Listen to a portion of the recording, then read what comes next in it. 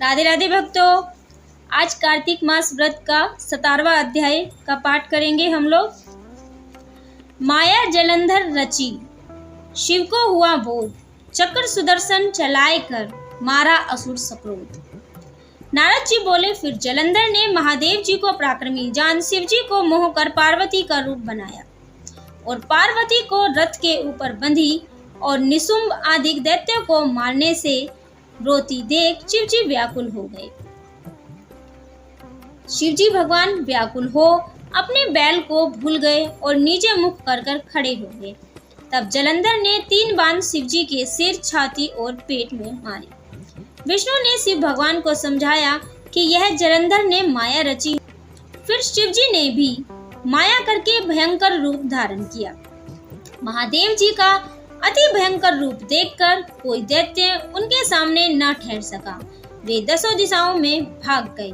महादेव जी ने शुंभ निशुंभ को शाप दिया, तुम मेरे युद्ध में से भागे हो, इसीलिए पार्वती के हाथों से मारे जाओगे।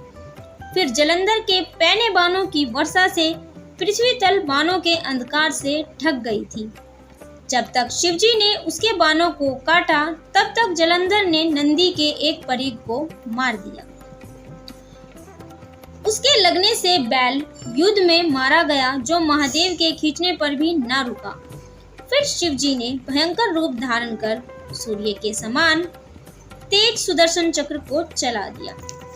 वह पृथ्वी आकाश को जलाता हुआ भूमि पर गिरा। विशाल नेत्र वाले जलंधर का सिर कट गया।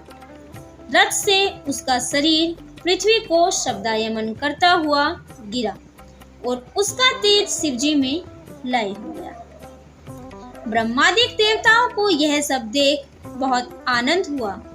शिव जी को प्रणाम कर देवता बोले, हे महादेव, आपने देवताओं की शत्रु के भय से रक्षा की है। परंतु एक बात तो पैदा हो गई कि विष्णु भगवान वृंदा की सुंदरता से मोहित होकर उसकी चिता की रज में स्थित हैं। अब हम क्या करें? रुद्र बोले, हे देवताओं, विष्णु का मोह दूर करने के लिए तुम योग माया की शरण में जाओ, वह तुम्हारा कार्य सिद्ध करेगी। नारद बोले, तब भूतगणों समेत शिव अंतर्ध्यान हो गए। देवता योग माया की स्तुति करने लगे, जिससे सत्य, रज और तम ये 3 गुण पैदा होते हैं और जिसकी इच्छा से संसार की उत्पत्ति और नाश होता है, और जो प्रकृति 23 भेदों द्वारा संपूर्ण जगत में वर्तमान है, उस भक्त वत्सल को हम बारंबार नमस्कार करते हैं। तब देवताओं ने चारों दिशाओं में फैल रही ज्वाला को आकाश के बीच देखा। उसी बीच में आकाशवाणी हुई। वह आकाशवाणी देवताओं ने सुनी। शक्ति बोली, मेरे बीच में गौरी, सरस्वती, लक्ष्मी, इनमें रज, तम और सत्य 3 गुण हैं।